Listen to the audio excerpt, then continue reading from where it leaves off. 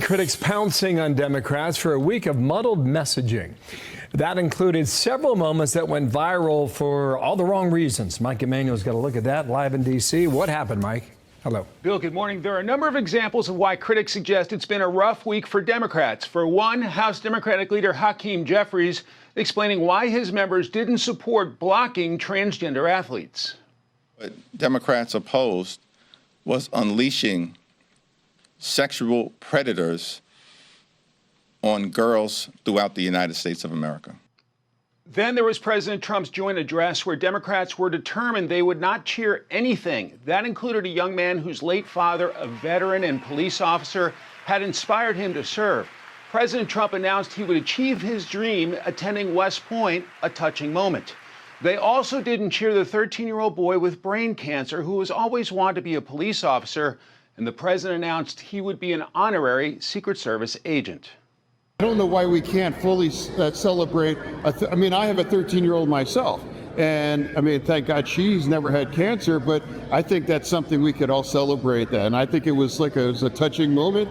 And like I said, that's part of the best of the American experience. Fetterman went further, blasting his party on X this morning with #TheResistance, snub a 13-year-old cancer survivor, join addressed protest paddle bonanza, bizarre pick your fighter videos, hold our beer, government shutdown. Fetterman writes, never, never, never vote for a shutdown ever, with a Politico article headline suggesting Senate's Democrats' impending choice, shutdown or surrender. And then there's California Governor Gavin Newsom, who split with his party on trans athletes in women's sports. Bill? Boy, oh boy, oh boy, oh boy, oh boy. So we got to talk about the Democrat Party, a party that is in a full-blown free fall. And this week, they had a pretty bad week, okay? This week was not a good week for the Democrats, okay? They humiliated themselves in front of the American people. See that idiocy right there? You talk about something, people being tone deaf. Why the hell would 22 Democratic senators be literally echoing the same thing and think that would resonate with the American people? All it shows is that the same fabric of our democracy is unchanging in the eyes of some of these officials, and as a result, the constituency they represent, which is why Donald Trump is in office. What, do I have to come up to Capitol Hill and give you lessons? Seriously, you don't get it? All you did, Elizabeth Warren, Cory Booker, Chuck Schumer. Let's all get together. Let's put this in a prompter, and all together, albeit in separate rooms, we'll grab a microphone and say the same damn thing. And that's what's going to resonate with the American people. And then you wonder why you're no longer in power. You wonder why Trump is in the White House. You wonder why a vice president like J.D. Vance has the authority to spew in the direction of the president of another nation. They're out here fumbling left and right. They are missing layups. Like, for example, the alleged leader of the Democrat Party, Hakeem Jeffries, who appears to be the worst leader ever. He's a DI leader, right? Again, we can see that on full display, considering how nobody can actually really say who Democrat leadership is, even though he's the obvious choice. Sir, who do you think the leader of the Democratic Party is right now?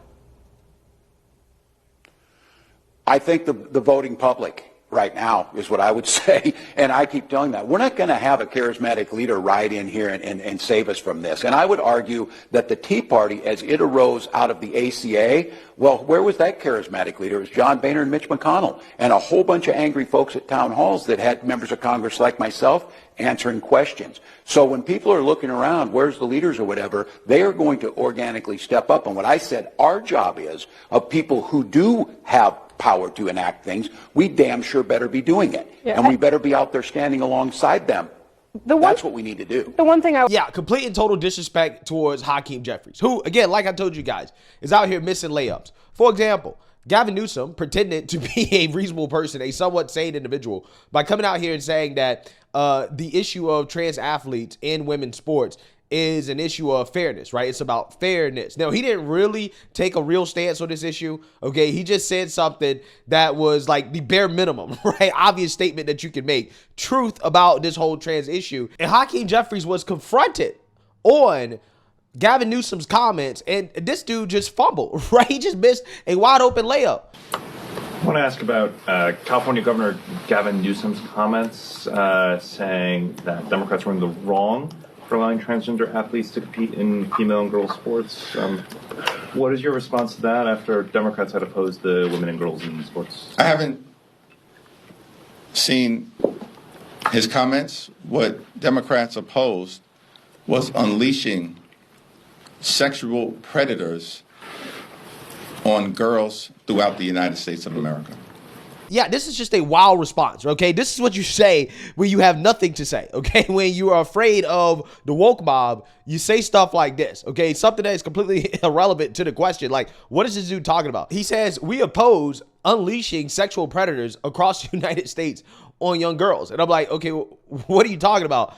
I don't know what you're talking about. But clearly you don't oppose that, because that's kind of what the Biden administration did for the last 4 years, okay, with this illegal immigration crisis. Again, some of whom, the criminals, the violent criminals, did just that. And Democrats can't claim that they stand against it because they stand for nothing, evidenced by the fact that they couldn't even stand up for the victims of such heinous crimes during the president's joint address. And when confronted about why is it that you stand for nothing, Democrats had nothing to say. Take a look.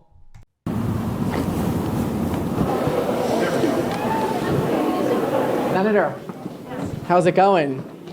Johnny from Fox. What could Donald Trump do that'll make you clap? Thank you very much. What could Donald Trump do that'll make you clap? I did clap when he said that the United States had supported Ukraine and given them lots of Well, why not for Laken Riley's mom? How was that speech last night? Did you love it? Well, I watched it. I don't think that was the best look for our party last night. Very disappointing. So you didn't stand up for anything?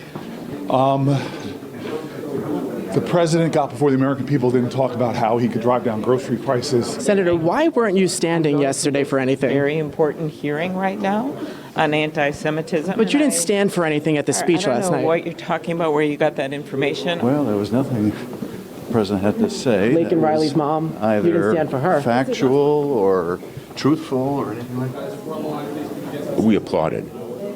You don't think it's worthy to stand up for her like everyone else? We should applaud. I need you to move. Congressman, why didn't you stand for the speech? Have a good day. I need to go to a meeting. 80% of the American people, according to CBS, loved the speech. Again, I don't think with the United States... Are the Democrats out of touch? The United States of America.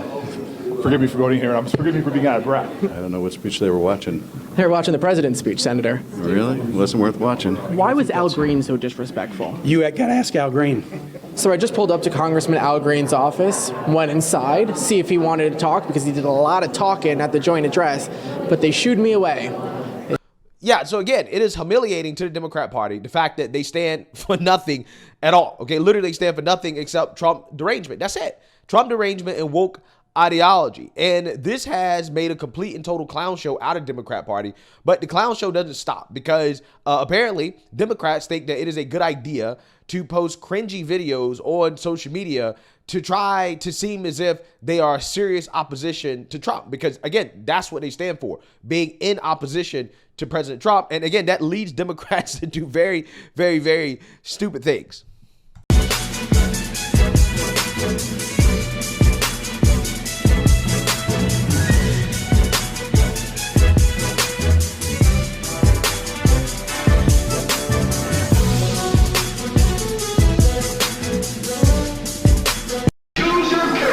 Yeah, so that video, which is maximum cringe, is getting roasted across the internet, okay? It is a complete and total embarrassment to the Democrat Party. Just when you thought that it couldn't get worse for the Democrats, no, it gets worse, okay? They continue to dig a deeper and deeper and deeper hole. Even the White House is now joined in on roasting the Democrats because they posted their own response that I think is much better and less cringy. Take a look.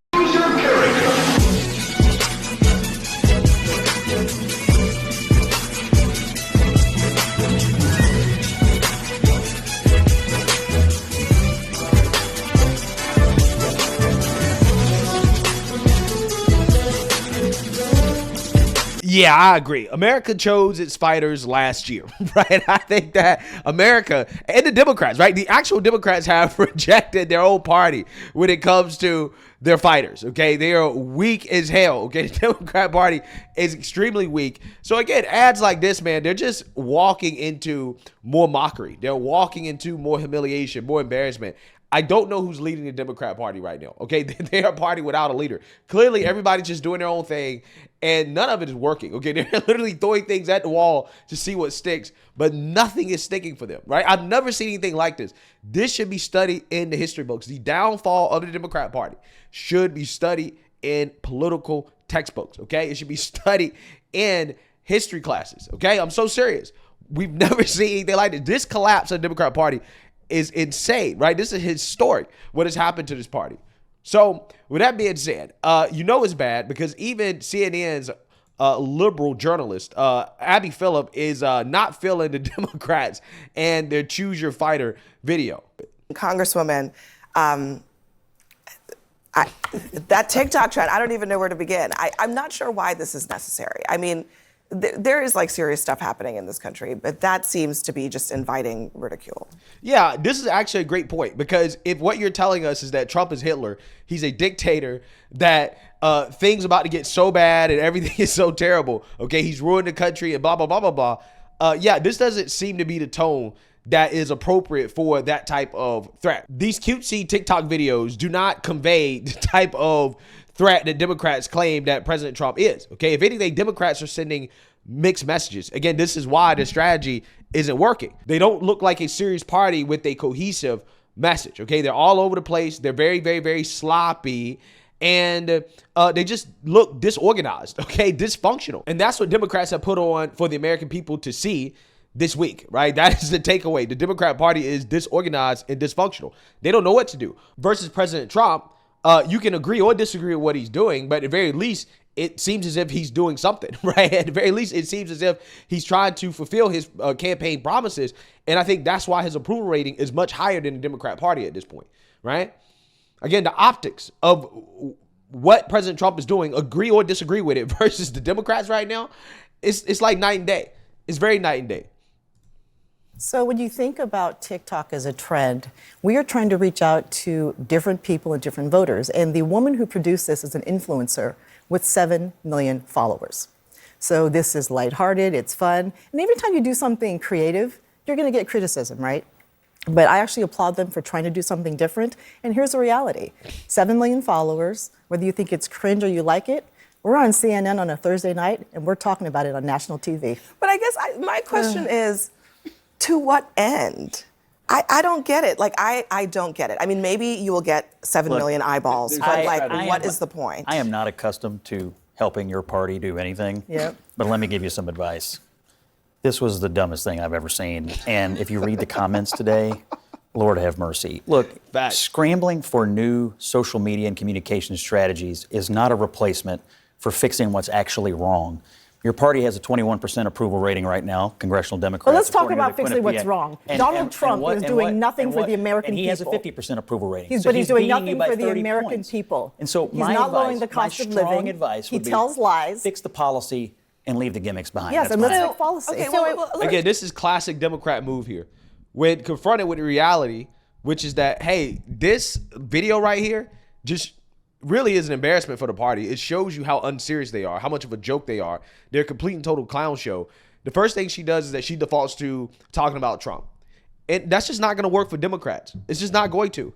Okay, at some point, Democrats got to realize you need to stand for something besides being against Trump, right? Stand for something besides being against Trump. But clearly, Scott Jennings triggered her, okay, with the reality check that, yeah, that was one of the dumbest things that, again, this country has ever seen from the Democrats. Like what is this, right? Like, what are you doing right now? Okay, is what I think most people are saying in response to that video.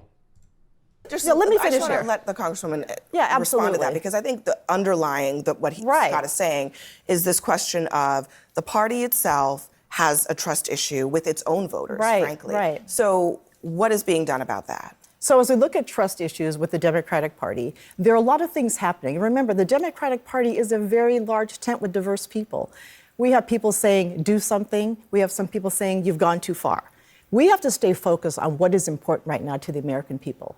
President Trump promised to lower the cost of living. He has done none of that. And the Trump administration and Elon Musk are demonstrating one thing with all these random cuts. They don't care if you get sick. They don't care if you get injured. They don't care if you can't pay your bills. And they don't care if you're safe.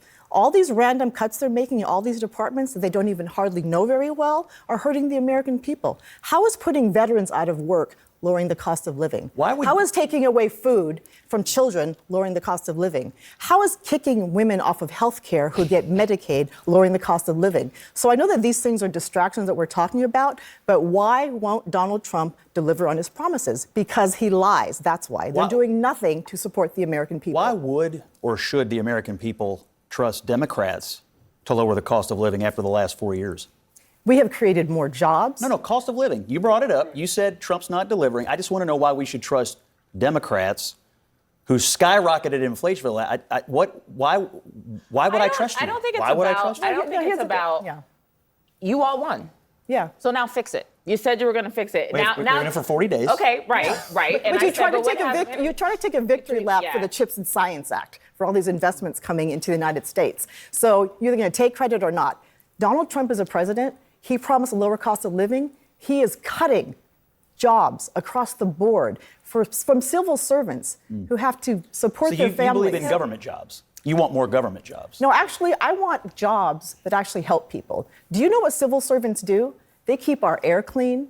They keep our water clean. They keep our food safe. Don't interrupt me. They take taxpayer money to you know fund what? the whole thing. They also pay taxes. Yes. Wait, you're saying they take it takes taxpayer money to fund it.